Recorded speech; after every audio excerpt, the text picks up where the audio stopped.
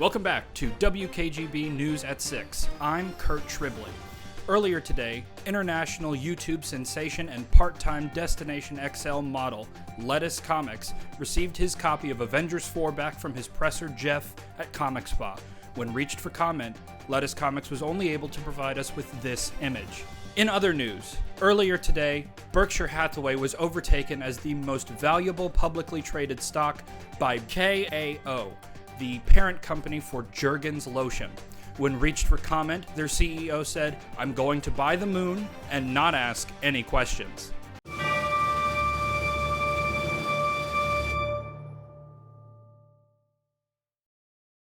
Hey everyone, my name's Hagen, and welcome back to Lettuce Comics. Now today I want to talk to you guys about my dad, Jeff from Comic Spa. If this is your first time hearing about Jeff, I'm honored that I get to introduce you to somebody like this, but the way that I first learned about Jeff was by watching one of Lunch Money Comics' videos. I don't remember which one because Jeff has been a recurring character on Mike's channel, but I do remember being absolutely astounded by the work that he was capable of doing, and that's just what I could see on camera. I could only imagine what the books that he worked on looked like in real life. So months and months ago, I reached out to Jeff because I was coming up with a plan. That plan was to go to Heroes Con in Charlotte, North Carolina, and buy a copy of this, Avengers number 4, the first Silver Age appearance of my favorite character, Captain America. Firstly, I wanted a raw copy because I wanted to actually be able to see the first panel that Captain America was in a story. Raw copies also tend to be cheaper than their graded equivalent. The other criteria was low grade. This is a very, very expensive book in higher grades. There are, of course, books that are worth more, but this is the main one that I wanted to get. But I did also have a realistic idea of what my budget would be and what I would feel comfortable spending on what's effectively 9 pieces of paper stapled together. Now, knowing that I wanted a raw copy in low grade meant that I needed to start looking for pressers. Because I had seen the work that Jeff was able to do for multiple different people, he was the very first person, and really only person, that I reached out to. So months before this con, because I know that Jeff has a super long wait list because he's only one person, I reached out to Jeff on Instagram. I basically said, "Hey, my name's Hagen. I'm looking to pick up a raw copy of Avengers 4 here in the next couple of months. Could you put me on your wait list and work on it when I'm able to get it?" Now, because it was one book months out, Jeff told me that he knew that he would be able to slide it in between some of the bigger orders that he gets. And so then started the waiting game. It took me months to save up the $500 that I needed to buy this book, but eventually I did and made my way up to Charlotte. Now that whole journey is featured in another video on this channel. I've linked it right now. But the important part for this story is that once I got to the booth that had this comic book at it, I knew that it was a candidate for the one that I was going to pick up.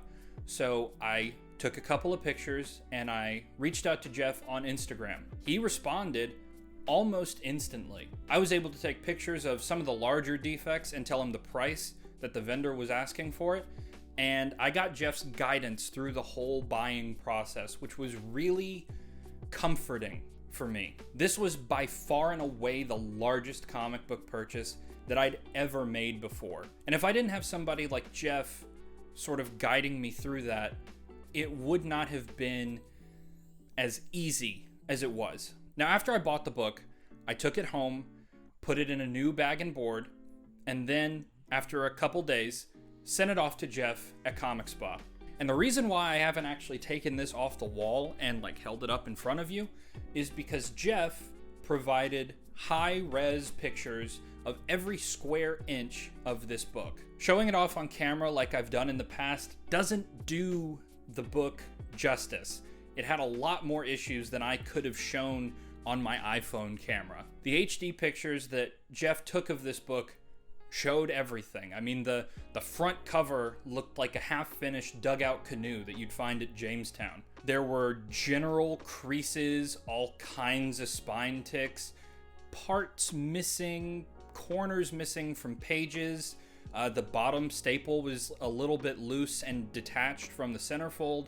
Just a whole lot of issues. And to be clear, I knew all of this going into it. That's part of the reason why I got, in my opinion, such a good deal on the book.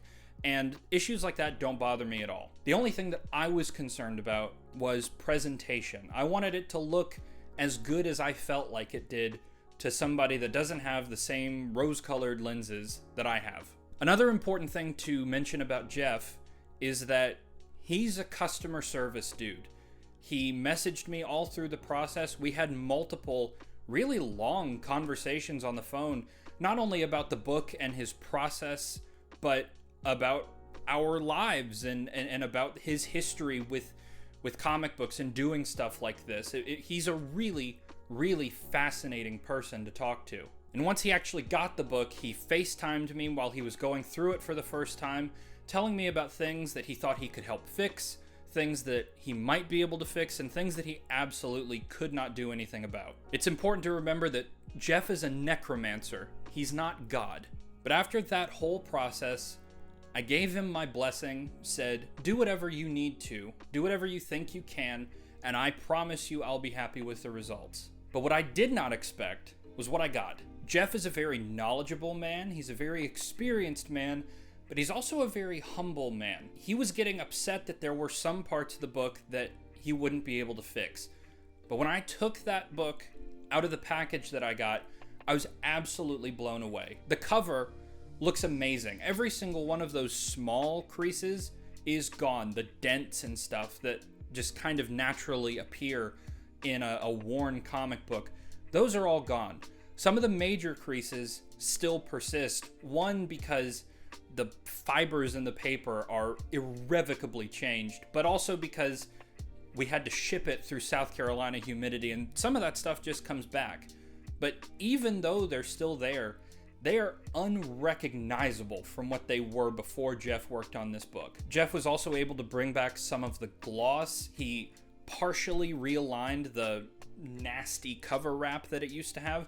It's still there a little bit, but it's way, way better than it was. And having somebody as experienced working with books like this as Jeff tell me all the different things that the book had issues with, all the areas in which it was strong, it was just very comforting to me to have somebody with that level of knowledge be able to look at something that I bought and tell me that I made a good decision. Again, as far as the work that Jeff did, could not possibly be happier. He does have a huge waitlist time because he's one person doing all of this.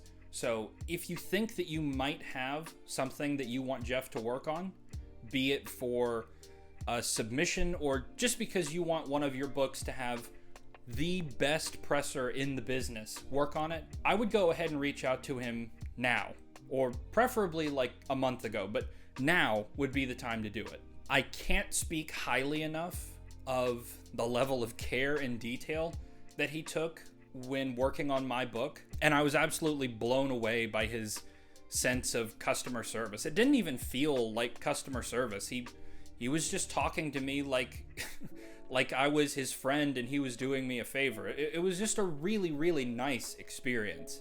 And so Jeff, thank you so much for working on this book for me. I cannot tell you how much I appreciate this amazing service that you've done for me. The other person or entity that I have to mention is Crafty Comics. I didn't want all of Jeff's hard work to go to waste. I didn't want to just put this book back in a Mylar and hope that nothing happened to it. At the same time, I didn't want to send it to be graded. I have a couple graded books, but they're not really my thing. I love the feel of comic book paper. I love being able to open and read these stories. And also, my biggest issue with grading companies is that, to my knowledge, none of them have UV protection. Now, I have a window by this comic book wall. You might have seen it in some of my other videos. I've actually taped construction paper on it so that light doesn't come through, but I do have another window over there. And while I keep it closed most of the time, there is still light in this room.